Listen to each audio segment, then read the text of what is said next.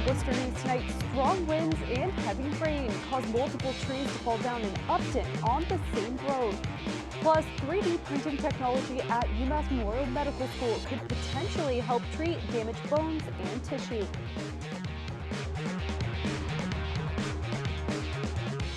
Good evening. Thanks for joining us. I'm Brittany Schaefer. Severe thunderstorms making their way across central Massachusetts. A flash flood watch was in effect for Worcester in the area until 9 p.m. tonight, with a threat of thunderstorms and torrential downpours. Many parts of Worcester County saw damage from tonight's storm. In Upton, multiple trees were down on Warren Street, forcing them to close the road for several hours while crews worked to clear the mess. Crews used chainsaws and excavators to help remove the trees.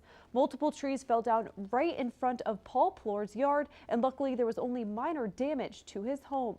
A little bit shocked to see the damage and the meter pulled off the side of the house.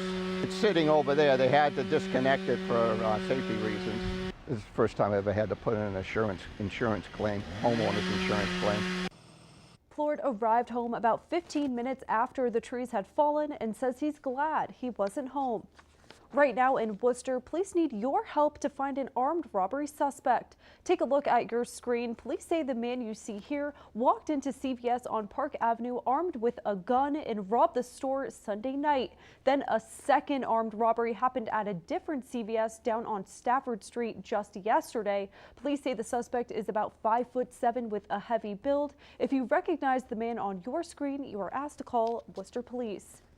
Research using 3D printing at UMass Memorial Medical School could potentially help treat damaged bone tissue in young patients. And as our Cam Jandro explains, grant money awarded to the school will help with research in treating pediatric patients with bone cancer. A professor at UMass Medical School is awarded a $250,000 grant for her work on 3D printed bone grafts.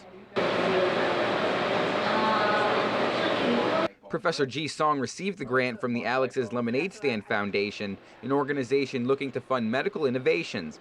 Dr. Song says the grant is a crucial part of moving forward with her research. This particular grant allows us to explore this for using a number of animal models to try to demonstrate the feasibility for reconstruction of bone using this scaffold. The 3D printed scaffolds are created and surgically implanted to fill in parts of degenerated bone. The material used in the printer was also developed by Dr. Song's lab and can be filled with stem cells or proteins for healing.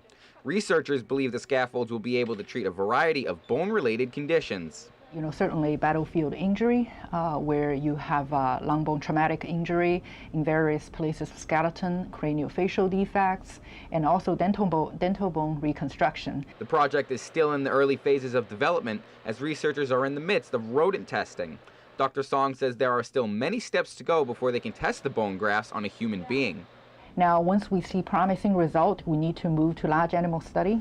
So this has been traditionally quite challenging to try to fundraise for large animal study because they're more expensive. But once we see good result in large animal, then preclinical trial can be. So funding is one thing, another is regulatory hurdle. Cam Jandro, Worcester News Tonight.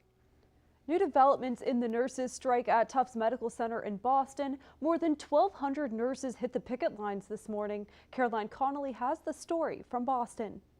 End it now, it's not too late. It was a day at work spent working out of office. Contract what we're working for. On the picket line for more than 1,000 nurses at Tufts Medical Center today. We are going to fight for what we believe is right. This is the first nurses' strike for Boston in 30 years. It became a last resort after 1 year of failed negotiations. We are the backbone of this hospital. They wouldn't be making the millions of dollars in salaries that they make without us. Union leaders at the Massachusetts Nurses Association said disagreement with hospital heads on pension plans and staffing issues were what ultimately brought them out here today. We're not willing to be held hostage. But inside, hospital leaders pushed back and pointed the finger at the union for rejecting an offer made late last night. It's shocking to me that the M&A didn't even look at our proposal before walking out. To fill their positions, the hospital has brought in a temporary nursing staff of more than 300 people to work for the entire week inside. Contract's what we're fighting for. Which means outside, they plan to continue their work here on the picket line. Now, today's strike was supposed to be a one-day walkout, but in order to get these temporary nurses in here, the hospital says they had to offer 5 days of work. So Tufts nurses actually cannot return until Monday of next week. In the meantime, the hospital says covering the cost of travel, transport, and these wages for these temporary nurses has totaled $6 million. However, they say patient care has not been disrupted. In Boston, I'm Caroline Conley for Worcester News Tonight. The mother of 2-year-old Bella Bond will be released from jail this week. Today, a judge sentenced Rochelle Bond to time served and 2 years of probation. In a plea agreement, Bond admitted to helping her boyfriend dispose of the girl's body. The Suffolk County District Attorney says there's no evidence she played a direct role in her daughter's death. Bond's lawyer says she's relieved the trial is over, but she is frightened.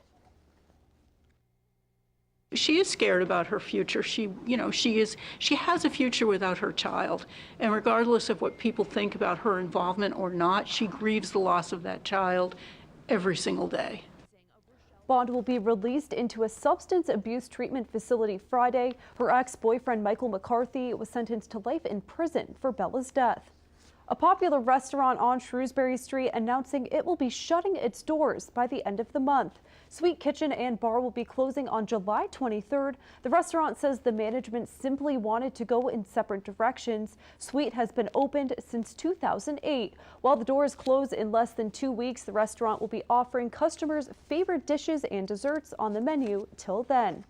A 90-year-old building in Worcester is set to face the wrecking ball next week. The Old Paris Cinema building on Franklin Street is slated for demolition as part of Worcester's downtown urban revitalization plan. Wednesday, crews were outside of the building prepping the area. A brew garden is expected to replace the old movie theater. Development group MG2 says they're investing more than $30 million to help revitalize the